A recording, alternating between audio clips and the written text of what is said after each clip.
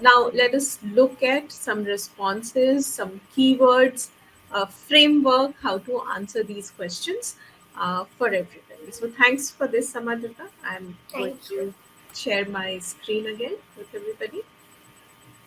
And the questions that I asked Samadrita, now I'm going to break it down for you and give you some frameworks to work around. Okay. So the question when it comes, say, they ask you who or what inspires you and why. Okay. Now there are different ways to answer this. There is no one correct answer to all these culture round interviews, but there are different ways to answer it and choose an answer which feels more honest to you. So, for example, Samadhita picked a person, and she picked a person very smartly. She did not pick up a very cliched kind of a person. She picked somebody who she thinks has done something inspirational. So, same way, let's say I've worked in edtech a lot and I have a lot of experience in education. So, if I have to pick a person, I would probably pick Malala. Now, there are two things which is associated with me picking this person. Number one, she is much younger to me, and number two, she has stood for the rights of education. So when I pick somebody like this, the interviewer gets an insight that I am progressive, I have a growth mindset, I am not limited by age. That somebody who is elder to me only will have inspirational value. So anybody who's done any act of importance, inspiration can be my source of inspiration.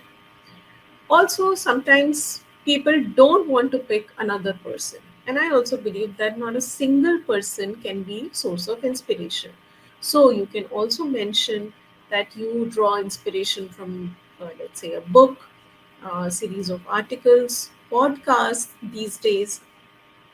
Especially for you young people, definitely look at these options when you answer.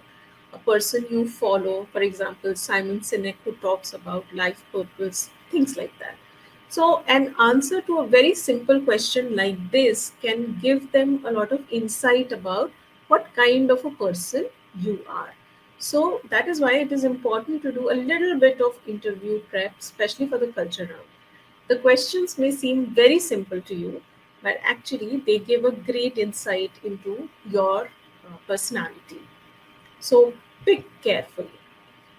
Now, I asked Samadrita about her leadership style. So it was clear that Samadrita has worked for some time.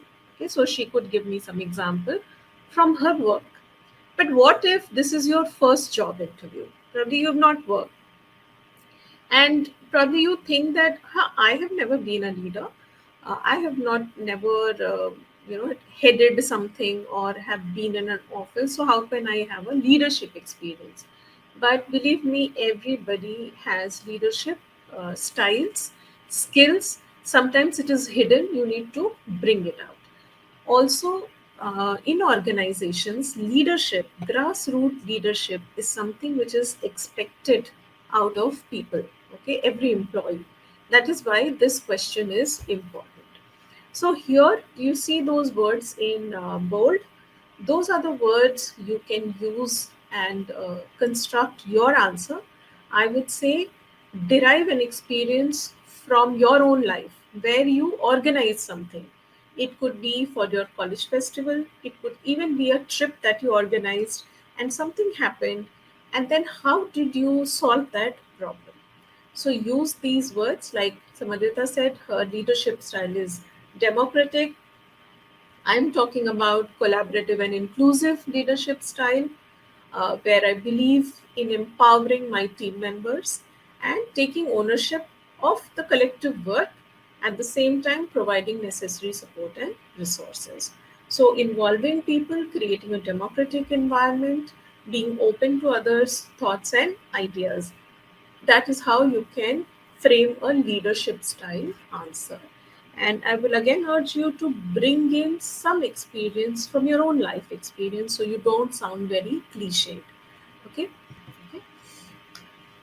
This is another interesting question, and this has to have a balanced answer. Do you prefer to work alone or on a team? Now, at workplace, you are required to do both at different times, whichever work you do. Very few work in today's time can be done without, at one point of time, interacting with a team, either your own team or cross functional teams. Okay. But yes, to get work done, you need to focus deeply and work efficiently. You need that focus time. And then you have to take that work and work with a team. Okay. So, yeah, you have to give a balanced answer to it. You don't give an answer which says, hey, I'm a great team player and I can do this and that. I don't like to work alone. No. Which means that you can only work when work is distributed among you. You are not taking ownership of your work. Or if you only work alone, again, that's a poor answer, because most work today, in these days, you have to work along with a team. Okay, so this question, definitely there is no correct answer. Work alone or on a team. Don't choose one. Give a balanced answer.